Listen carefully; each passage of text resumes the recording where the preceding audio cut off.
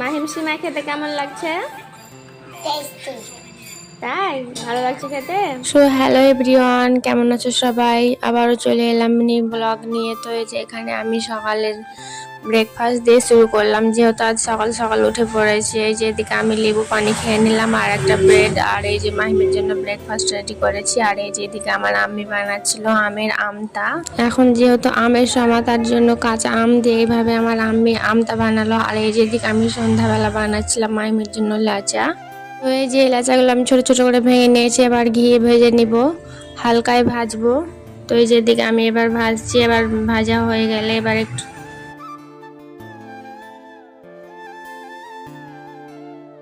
তো এই যে এদিকে আমি লাল ভাবে ভেজে নিলাম। আর এই যে এদিকে আমার দুধ গরম করছিলাম এদিকে। আর এই যে এদিকে আমার কি অবস্থা, দুধ ঢালতে গিয়ে আমার হাতে একবারে সব ভাপগুলো লেগে গেল।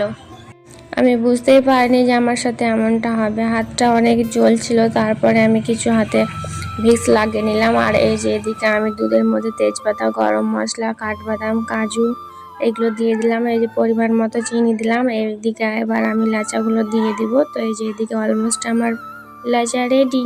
সো ভিডিওটি এখানে শেষ করছি, সবাই ভালো থেকো, বাই।